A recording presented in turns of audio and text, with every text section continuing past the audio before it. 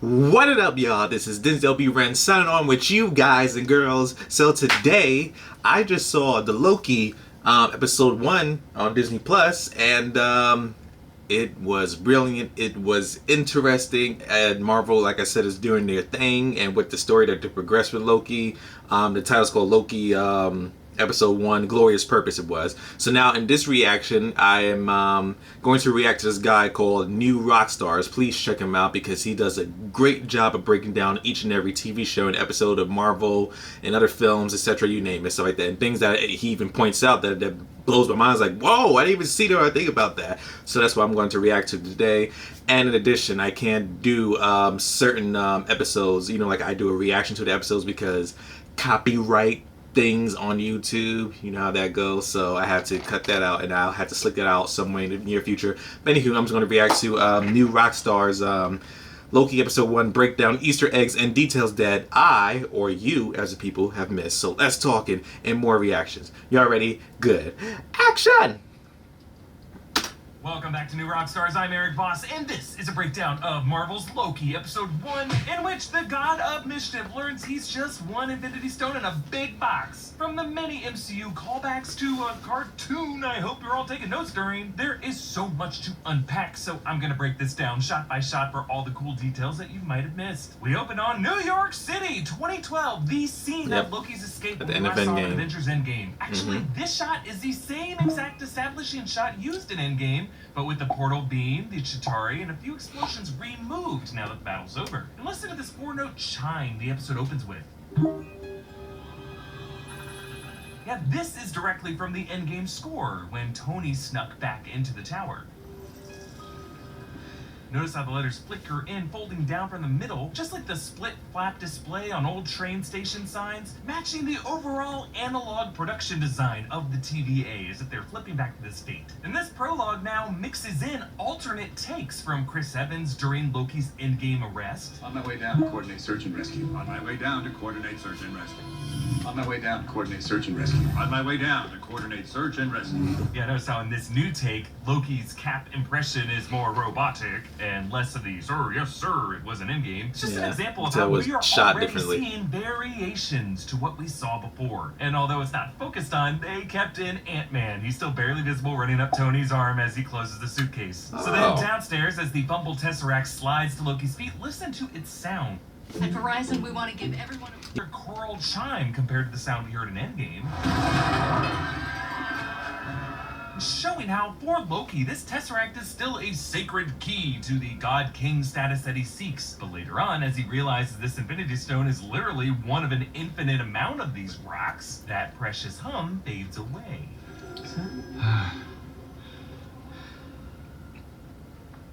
But not knowing that yet, Loki zips away with the Space Stone, leaving Thor's voice calling out in the void. Where's Loki? Loki?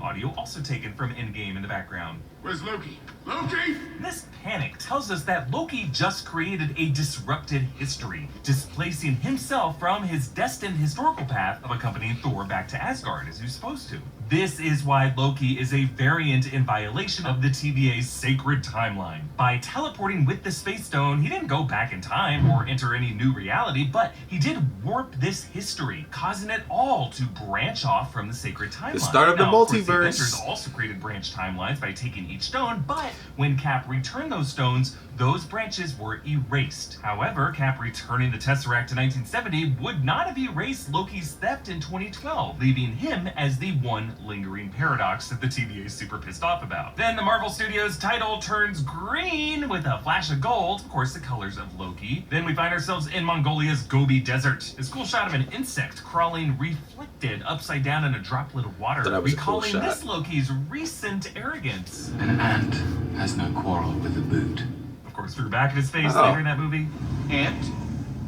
Boot. And now now this pompous god is about to get stomped back down to Earth as an insect compared to the might of the TVA. And in this shot, the camera pushes in on Loki's crash landing in the sand, recalling the shot of Iron Man's crash landing in the first That's Iron Man exactly film. what I A thought when I saw that similar shot. So that tale, shot looks Egomaniac exactly also like the first reconciled Iron his Man movie. actions, transitioning from a violent villain to just a mischievous hero. Since remember, this is the 2012 era Loki, not the nicer guy that he evolved to be in the later films, though this episode does kind of get him close to it via traumatic home movies. But yes, the TVA, Time Variance Authority. These are the Marvel time cops. Yeah, I'm They brand new to prosecute these timeline guys. violators with an army of Minutemen, foot soldiers, chronomonitors, and judges. Representing them now is Hunter B-15. Her scanner labels Loki as variant L1130. And notice how the units drop from 5 towards 0, meaning their whole sacred timeline is always just 5 whatever these units are away from branches veering into redline territory, showing how delicate this timeline really is. The TVA's weapons are these glowing batons, which could be handheld versions of the retroactive canon that the TVA uses in the comics to erase people from existence, aka retcon. Notice how B-15's glows violet, unlike the others that glow orange. As we see later, orange is a color used to reset violators to their native timeline, so maybe violet is a setting used to stun a violator in amazing slow motion.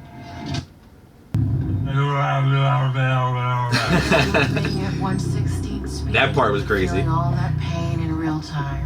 Yikes, she is forcing Loki to feel all of this pain, but dilate it out. That's crazy. 16 times longer than he should. Punishment via time dilation is actually a recurring theme on the show Black Mirror, in which actress Wunmi Masaku, who plays Hunter B-15, previously tortured Wyatt Russell's character in a time And you know what else that dilated she played in? hell. She So played they in Batman v this Superman as that timeline actress with a reset lady charge that was acting for Lex begins Luthor for orange the and turns stuff. purple. Figured I Now, recognized her face from previously, somewhere. purple sorcery Yeah. has been Just associated wanna with put that Agatha Harkness. Before that, Dormammu in the Dark Dimension, and in Doctor Strange. Remember, timeline reversal like this was considered a form of dark magic. Loki creator Michael Waldron wrote the latest draft of Doctor Strange in the Multiverse of Madness, and in an interview with MT, he teased that he may have been smart enough to include these links between the two titles. Did you set up Okay. anything in Loki episodes that you could cash in later on in Doctor Strange and the Multiverse of Madness, or call back anything in Doctor Strange from Loki? I think that's something you'll have to watch it all and find out if I was that smart or not. And we'll talk about more of these later. Interesting. We arrive at the TVA with interiors that are often colored with eye-scorching orange. This color was often used in early 70s designs to come off as warm and inviting, but now just come off as cringy and uncomfortable and tortuous, much like the orange Miss Minutes. Notice how another variant is a Skrull wearing a tracksuit. Yeah. Skrulls, of course, the shape-shifting race seen in Captain Marvel, Spider-Man Far From Home, WandaVision. Skrulls are just going to start showing up everywhere as we head towards Secret Invasion. P-15 Can't rewinds wait. Loki back to her with a device later called the Time Twister. Now, in the comics, the Time Twisters are actually beings created by accident during the creation of the Time Keepers. They move backward in time and destroy all in their path. Here, the device is a remote leash to whomever is wearing the collar. Comedian Josh Fado plays variant named Martin. My dad is on the board of Goldman Sachs. With a name like Martin, I gotta wonder if he could be based on Martin Shkreli. But either way, how did this rich brat from Earth end up as a timeline variant? Could this be Jimmy Woo's witness in federal witness protection who went missing with no explanation? Are we ever gonna get an answer to that? I don't know. And then comedian Eugene Cordero plays TVA clerk named Casey. Notice his pen's in his front pocket. Later in the episode, the ink will leak more and more into his shirt. Poor guy. Here he realize takes the that. Tesseract. Can you at least tell me what it is? It's the Tesseract. Be very careful with it. Sounds dumb.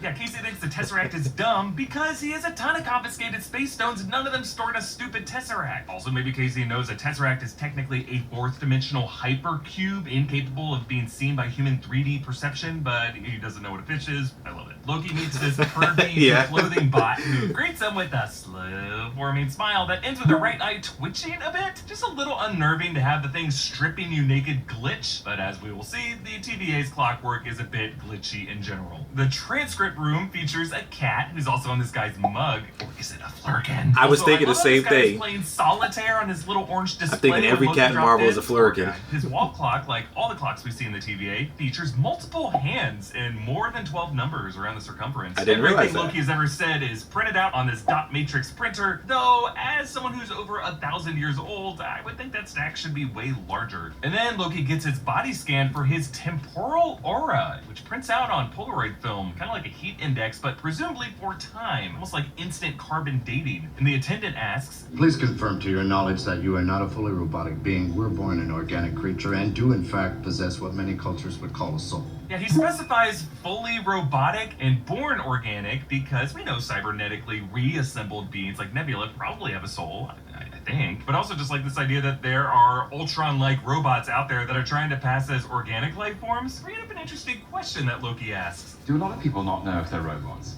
What if I was a robot and I didn't know it? Yeah, some existential panic from Loki, recalling the Voight-Kemp test of Blade Runner that was used to test AI replicants who might not even know if they're robots. But I see this as one first step by Loki from godly arrogance to mortal fear. Now, the next room has this poster showing Miss Minutes warning, behave or you'll get your clock cleaned, which is literally what the Minutemen do with their ret cannons to reset people's clocks. Actually, there are great TVA posters everywhere in this place. Zero tolerance over the ticket check-in window because, yeah, they got zero tolerance over whether or not you got a ticket. Later, there's one showing a shadowy suited figure reading "Always watching." That's what You can I see saw a that. shot of it in the credits. Just a big brotherian warning from the high ranks of the TVA. Another one saying "Stable society, tidy timeline," with a dude pruning branches and a poor bird looking at him while he does so. Just an example of how the TVA doesn't really care about any worthy life in new branch timelines that get formed. It's all about the trunk. Then tidy cubicle healthy timeline with branch variants of a clerk at his neat desk, but then one red line variant standing on his desk going nuts. Yeah, the propaganda prioritizes neatness over everything else. And then later on, one Nexus events must be pruned. But of course, we get this adorable animation from TVA mascot Miss Minutes, voiced by Tara Strong. And I pinpointed that animation remind me so much. Did everyone thought about the Jurassic Park the DNA animation? I just said it.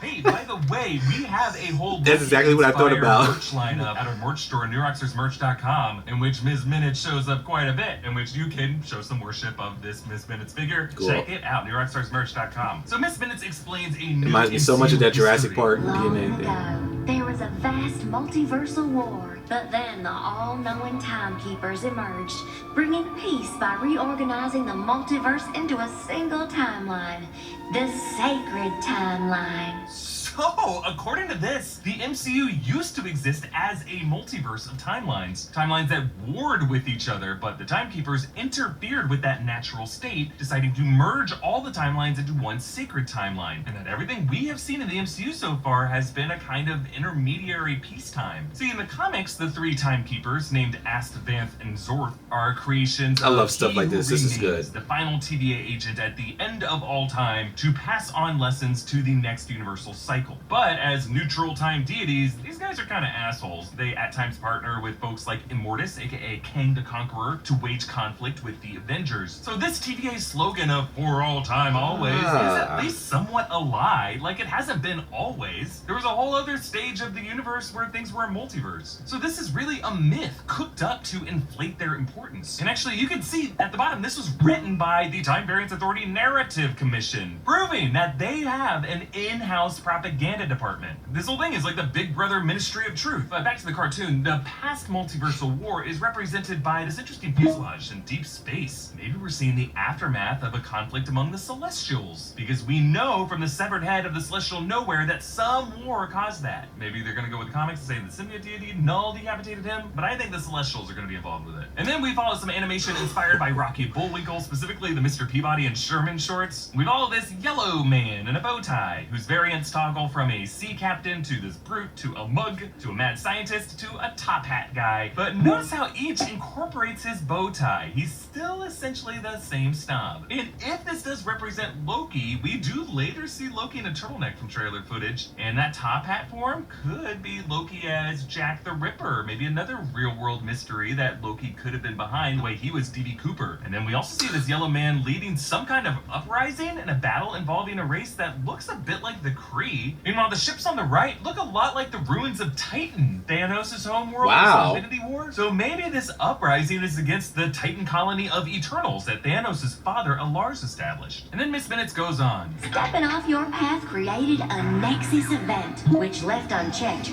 could branch off into madness, leading to another Wow. multiversal war.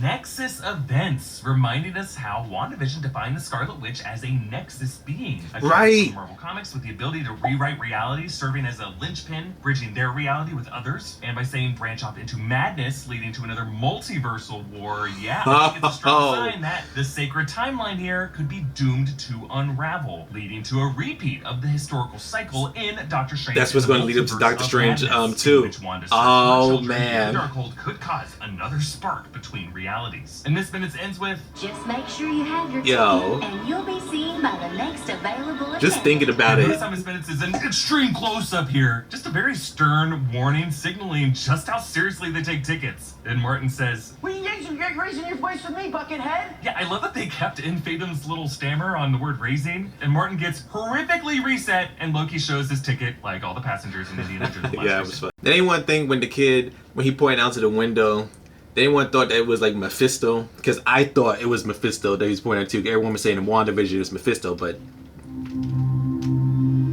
Boy, that devil's afraid of us. Yeah, I'm gonna get this out of the way. No, this is not Mephisto. I was just thinking that. It's really just meant to reflect Loki as Okay. the ambitious god, Can you tell me like see- Lucifer, cast out of his heaven. We get a further clue when Okay. Mobius is handed Loki variant L. Yeah, I was like, Mephisto. It's all listed out here. He is Loki Laufeyson because he was actually born son of Laufey, the Right. frost giant from Jotunheim, before becoming Odin's ward, thus his alias of Odinson. His sex is listed as fluid. Haha! So this is a huge confirmation of the theories that we've had for over a year now, that the alternate Loki that they are chasing is in fact a female form, probably played by Sophia DiMartino, most likely going to be Lady Loki. Now in the comics, Lady Loki Okay. isn't really an alternate timeline Loki, but rather a post-Ragnarok female body intended for a reincarnated soul of Lady Sif, but instead possessed by the soul of Loki. Now this episode did clarify that Loki has a soul, but I think they're going to be using timeline logic instead, because somehow that's simpler. Now in the courtroom are murals depicting figures with red sashes and a legal scale. These must be the TVA judges. And one of those judges with his glasses and his mustache looks kind of like a younger Stan Lee. Other murals show TVA clerks and technicians. These could be the chronomonitors and the army of Minutemen. And on the other side, the timekeepers overseeing the sacred That I timeline. saw. Presiding over Loki's case with the three timekeeper faces looming behind is Justice Ravonna Renslayer Gugu Mbatha-Raw, who in the comics is associated with Kang the Conqueror. One of the many reasons because I Kang the suspected Conqueror is going to time be in travel Ant-Man villain 3, who so in Ant-Man and the Wasp: Quantumania, played by Right. Jonathan Majors, might show up in this show. Loki casts blame on the Avengers. But believe me, you can smell the cologne Yo. from Tony Stark's. Call back to Ant-Man making fun of Tony's scent. Is that Axe body spray? Yeah, I had a can of the desk for emergencies, relax. And Mobius shows Loki that TVA, the vast grid of spires and platforms, all with numerical designations. We see T282. This all seems to go on forever, likely the MCU's version of the null time zone, the TVA home dimension that's removed from time and space. And Loki responds by saying, This place is a nightmare. That's another department. Now that department will help you burn down. huh, now what would these time cops care about people's nightmares? Unless maybe their power comes from another dimension where cosmic beings like Nightmare That's what I- reside. that's what I Being a thought. cosmic entity in the Marvel Comics, a villain to Doctor See? Strange, who could show up in this That's exactly what I Doctor Strange thought. movie. But I also like the theory that maybe when things are retconned, they live on in people's subconsciouses, and that's where nightmares come from. Now, the elevator buttons all correspond to some three This is so much character epic alphanumeric speculations. codes. I They don't love it. seem to refer to anything specific yet, but I think it's just a sign of how complex and Dewey Decimal-like the different floors of the TVA are. Though, in the end credits, when these appear on the screen, the code 1EJ is immediately hit with access denied. So there is some part of the TVA that is off limits. Now, Of in the course. Time Theater, Mobius sips a Josta, a discontinued soft drink from the late 90s. Similar to that Boku fruit juice that we've seen in the trailer footage, the TVA might be able to access all the food and drinks that you can't get anymore. And in this interrogation, Loki explains why he wanted to rule. I would have made it easy for them. The first and most oppressive lie ever. That scene was interesting. Song of freedom. Yes, connecting to his speech in Germany, which Mobius Right. actually shows him among his greatest hits in the TVA Hollow projector. The bright lure of freedom diminishes your life's joy in a mad scramble for power. Now, Mobius reminds Loki about Agent Coulson. Oh yeah, Phil Coulson. Rest in peace, Did the Coulson. Avengers come together to In a way. literally avenge him? If you believe that whole sacred timeline explanation, this could be another nail in the coffin of Agents of S.H.I.E.L.'s canonicity, since that show assumes Coulson did not really die. Though don't worry, if this ends with the sacred timeline blowing up into a multiverse, one of those alternate timelines could just be the one Agents of S.H.I.E.L.D. is all set in. So we're still good, I think. Notice how the Battle of New York highlights Freeze on the This way could be a to possibility. death. That character, played by Ashley Johnson and Chrissy Stieber from Growing Pains, birthplace of Ralph Kohner. Take a look at this. Jesus Christ. That was a Cap subplot that was cut from that first Avengers movie, or we can now look at it as a pruned branch storyline that Mobius could be interested in. And we learned Loki was real-life mystery hijacker D.B. Cooper. That was hilarious. Yeah, William Scott was actually the name of the pilot of that Northwest Orient 305 in 1971, when D.B. Cooper, or someone using that alias, hijacked a flight and jumped out of the plane with $200,000 in stolen cash. That was good. Here, Heimdall catches Loki via the Bifrost, leaving some cash floating, a nod to the fact that all they ever found of D.B. Cooper was some cash floating in the Columbia River. It was all Loki, all along. And it was all because Loki apparently lost a bet to Thor, who was all I in wonder on what this. that bet Just a reminder was. of how much of a reckless jerk Thor used to be. Now, as Mobius helps Loki up, you can see the moment in Loki's eyes when he spots the time twister in his pocket, and notice how his swipe is distracted by B-15's entrance. Slick. Then while Loki sneaks around, another variant gets detained in the background. I gotta say, it looks a bit like Peggy Carter, doesn't it? Just would be interesting because according to the Endgame directors, Cap living his life with Peggy created a branch timeline, what the TVA might now consider to be a variant nexus violation. Or really the variant perpetrator in that case would be old Steve, not his poor wife, so I don't know. So Loki sneaks off and finds Casey, who returns the Tesseract and reveals a whole evidence drawer filled with variant Infinity Stones. That was jaw dropping when I saw that. Oh, we actually got a lot of those. Yeah, some of the guys use them as paperweights. Some of them. So how do they get these? Right. Well, maybe each variant they've caught may have been in possession of an Infinity Stone, since the ancient ones seem to suggest that only the removal of stones could cause branches from the sacred timeline, and maybe with each pruning, the stolen stone was just restored back to the sacred timeline, leaving this stone in the TVA as a kind of powerless carbon copy receipt of it. Now, in this box, you can see red reality stones, green time stones, purple power stones, there's a lot blue of space them. stones, a couple chunky orange soul stones, though, interestingly, no yellow mind stones available. And then Loki picks up a time stone, as if of all these, the one he would want the most is the ability to reverse time. Also in his drawer And is a it's theme super of the rare show. T206 Honus Wagner baseball card, a casino chip for 5,000, and some kind of military medal. And then later in the end credits, you can actually see a mind stone being used as a paperweight. I also have to wonder what Casey meant by some of the agents use the Infinity Stones as paperweights. Could some past TVA agent have snatched one of these, went into the timeline, and started wreaking havoc to become Kang? I'm gonna go with that explanation. Kang Gang for life. B-15 finds Loki, tries to reset him, but instead erases Casey's evidence card, showing that in addition to the variants, people and things in the TVA can be retconned to somewhere. Loki scrubs back through Frigga's death with this interesting music playing. Yeah, from Thor: The Dark World. This amazing, mournful violin melody was composed by the Loki composer, Natalie Holt, who is clearly very talented, though I gotta mention this because it's amazing. She used to work as a backup musician on Britain's Got Talent, and she freaking egged Simon Cowell for ruining the music industry. A freaking badass. Loki also mourns Odin. I love you, my sons. Yeah, focusing on one of my favorite details from Thor Ragnarok, Tom Hiddleston's reaction to Odin finally considering Loki a son. And finally, Loki arrives at his death. Yeah.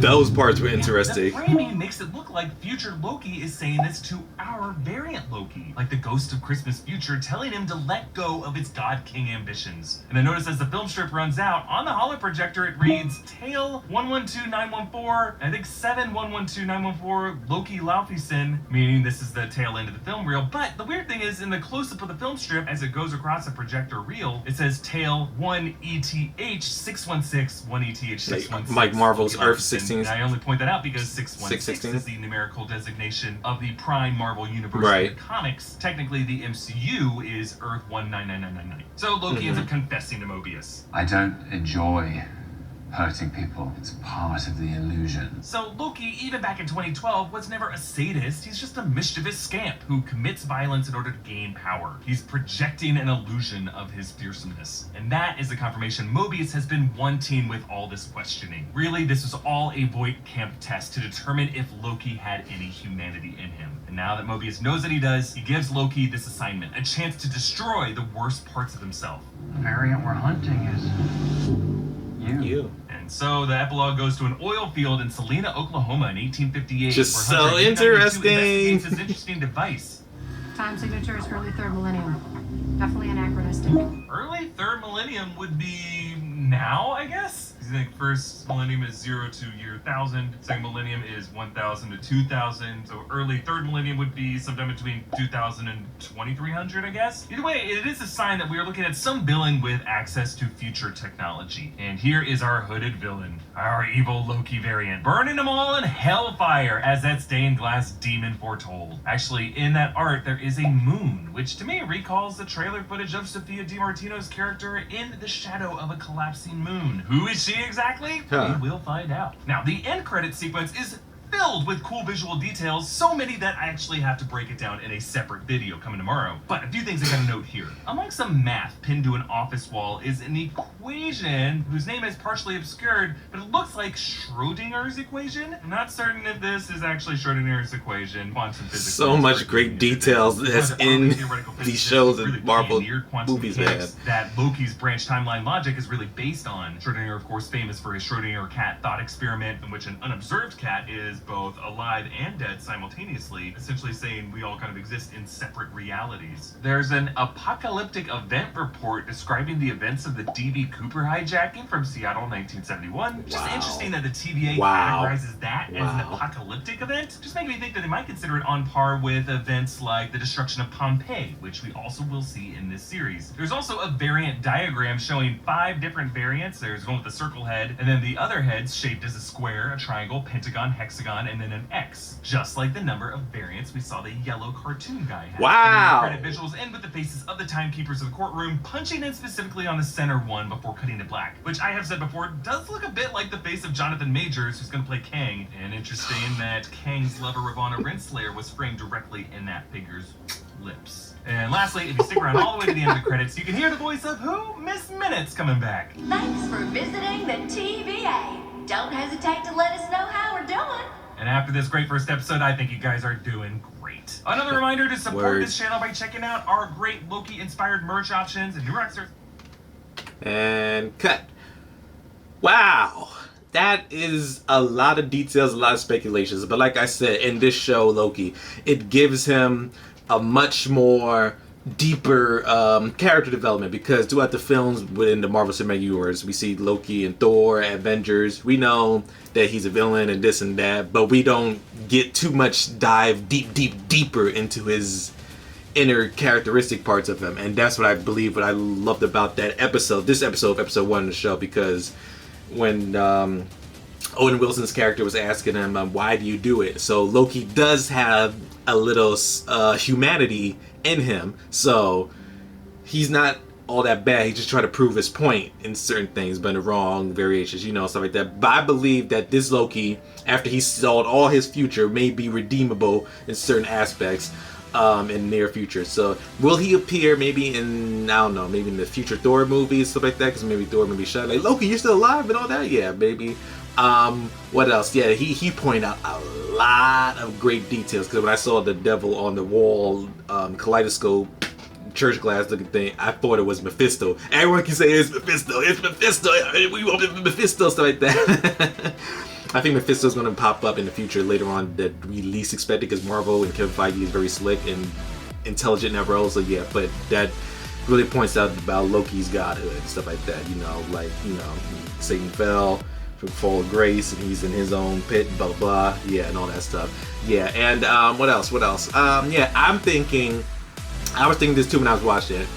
So if Captain America at the end of Endgame, he took all the time stones back into his original place, while the Space Stone, which has been going crazy throughout the Marvel Cinematic Universe, the most used stone, which is interesting, is missing, and will they, the TVA, call Captain America for some reason and stuff like that? I doubt that they would, but it's just interesting. So in this TV show, the theme of time is very important, and with the TV show is going to be connected to the TV shows of, not TV shows, the movies like Doctor Strange and Multiverse and Spider-Man. Part 3, you know, the MCU is going to deal with that time zone multiverse as well too. So Marvel's digging into the multiverse world. So mind-bending. And this guy, man, please, you got to get subscribed to this guy if you want to know every details and anything that you missed, because he blows my mind just watching it. Yeah, but like I said, I will be watching each and every episodes of Marvel TV shows. They have been doing a brilliant and great job. WandaVision, like I said, I enjoyed. It was weird from the start, but I enjoyed it. It was a solid B+ for me. Falcon and Winter Soldier is like a excellent Marvel actioneer, which I enjoy. I give that a solid A-. Loki is interestingly time-wise, because it looks like the setup for the multiverse world and diving in deep and stuff like that. But I cannot wait for the future to see what Marvel has in store for us in the future. I can't wait. I would be doing more reactions to this guy in his next videos till episode 2 and 3 and on, yeah. But like I said, I try to do my reaction videos personally for each episode of the Marvel TV shows, but like I said, the YouTube copyrights, you know, yeah, that goes, stuff like that. So yeah, so tune in next week for future videos, and yeah, so if you enjoyed my videos and my reactions, click like, subscribe, and share, and more videos be posted each and every other week. So with that being said, this is Denzel B. Red, sign out with a bang. Woo!